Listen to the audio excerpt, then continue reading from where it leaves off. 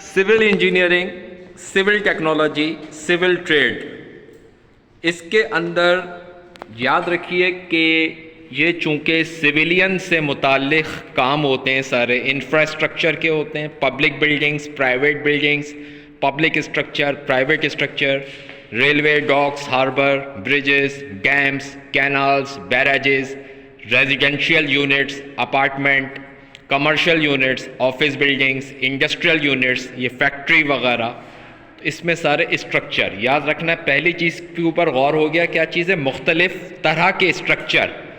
तो ये जो मैंने अभी तुम्हें इतनी सारी टाइप्स बताई, ये है types of structure with respect to usages, यानी उसके इस्तेमाल के लिहाज से टाइप्स।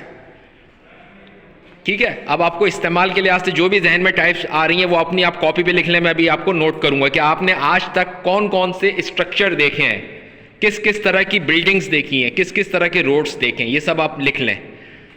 दूसरी चीज़, सिविल के अंदर टाइप्स ऑफ स्ट्रक्चर होता है विद रिस्पेक्ट टू मटेरियल, जो कि हमारा जो स्कोप ऑफ स्टडी है कंस्ट्रक्शन के DAE सिविल फर्स्ट ईयर के कोर्स के अंदर, कि किस किस तरह के मटेरियल कंस्ट्रक्शन में जो इस्तेमाल होते हैं वो सारे के सारे हम पढ़ेंगे।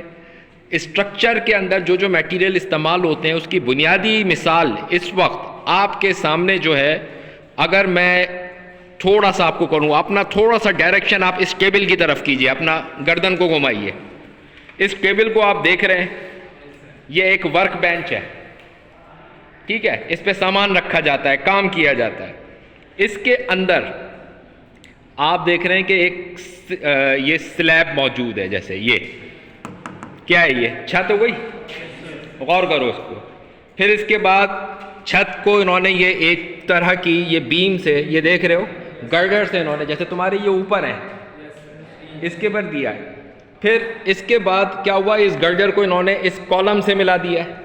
ये तुम्हारे पास कॉलम आ गया, ये ऊपर तुम देख रहे हो, छत नज़र ऊपर करो, जैसे कहते हैं ना हम, जिधर देखता हूँ उधर तू ही तू है। तो हर जगह तुम्हें अपने ट्रेड का स्ट्रक्चर नज़र आएगा, जहाँ नज़र घुमाओ 360 डिग्री के ऊपर घूम जाओ, हर तरफ सिविल ही सिविल नज़र आएगा।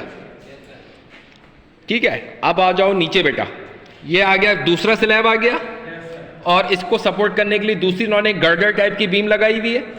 फिर ये नीचे इसका पाया आ गया जो ज़मीन पे जा रहा है, इसका लोड ट्रांसफर कर रहा है।